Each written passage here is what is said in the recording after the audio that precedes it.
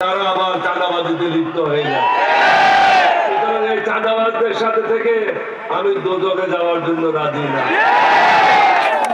তার থেকেও বড় কথা হলো আজকে মাঠে বলে যায় এই জাতি যদি সঠিক সিদ্ধান্ত না নেয় স্বাধীনতা বিপন্ন হবে।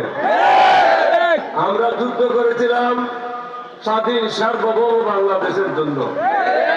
এখন একটা দল বিদেশিদের দালালি করছে, তাদের ইচ্ছা অনুযায়ী কাজ করছে, তাদের ইচ্ছের বাইরে যেতে পারবে না। আমি বলেছিলাম এরশাদকে একটা চেইন লাগিয়েছিল, এরশাদের ভাই তাদেরকে দুইটা চেইন লাগিয়েছিল ভারতে। এখন যারা আমাদের বিরুদ্ধে নির্বাচন করছে তাদেরকে তিনটা চেইন লাগিয়েছে।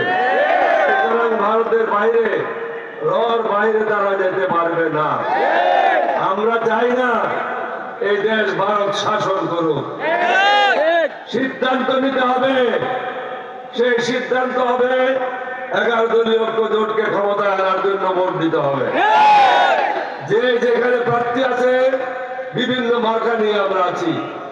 আমি জামাত হই নাই, জামাতের লোকেরা এদিকে হয় নাই। আমরা স্ব পরিচয় নিয়ে এক জায়গায় একত্রিত হয়েছি হাসিনার দোষরদেরকে এখান থেকে বের করার জন্য, পরাজিত করার জন্য।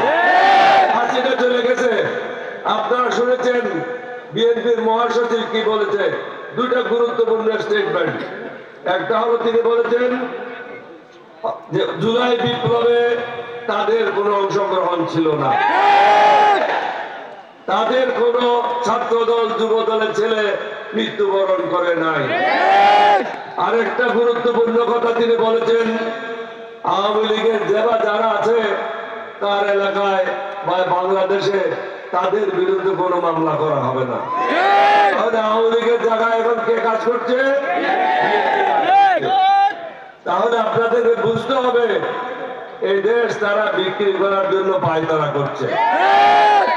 আপনারা যদি নিজে পায়ের চূড়া মারেন আপনাদের কেউ সাহায্য করতে পারবে না। আমি আবার বলে যাই সমগ্র জাতিকে, আমাদের 11 দলীয় ঐক্য জোটের পতাকা তলে ঐক্যবদ্ধ হন। কারণ আমরা সুশাসন চাই, আমরা ন্যায় বিচার চাই, দুর্নীতি মুক্ত সমাজ চাই, চাঁদাবাজ মুক্ত সমাজ চাই, এবং যারা বেঈমান মুনাফিক দেশদ্রোহী তাদের হাত থেকে বাংলাদেশকে মুক্ত করতে চায়। বাংলাদেশকে এগিয়ে নেওয়ার জন্য দরকার সঠিক ইমানদার লোক। ইমান যদি না থাকে তার কাছে কিছুই নাই। বেঈমান মুনাফিকদেরকে দিয়ে বাংলাদেশ আর চলবে না। আপনারা যেখানে যান এক একজন জামাত আমিরের ভূমিকায় অবতীর্ণ হবেন এবং প্রত্যেকটা জায়গায় গিয়ে যেখানে যান সবাইকে বলবেন দেশকে বাঁচান।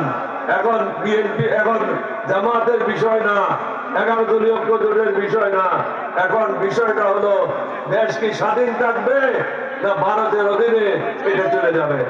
এই দেশ যদি স্বাধীন রাখতে হয় আপনাদের সবাইকে আবার শহীদ হওয়ার জন্য প্রস্তুত থাকতে হবে। আমি বলেছি, আমার একটা প্রেস কনফারেন্সে বলেছি, ভারত যদি মনে করে সহজে এই দেশ তারা দখল করে নেবে, আমরা 15 দিনের মধ্যে 1 কোটি লোককে যুদ্ধের জন্য প্রস্তুত করতে পারি। আমাদের ছেলেরা জান দিতে শিখেছে, সুতরাং এখন কোনো ভয় নাই।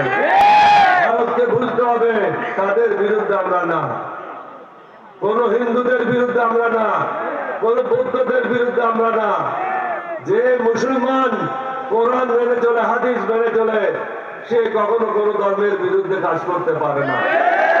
আমরা চাই সকল ধর্মের মানুষ সুখে শান্তিতে এই দেশে বসবাস করুক। তাদেরকে গত 2 বছর তারা নিরাপত্তা দিয়েছে। আমরা যারা আছি 11 দলীয় ঐক্য জোটে, আমরা বিভিন্ন দুর্গাপূজার মণ্ডপে গিয়ে তাদেরকে শান্তি দিয়েছি, নিশ্চয়তা দিয়েছি।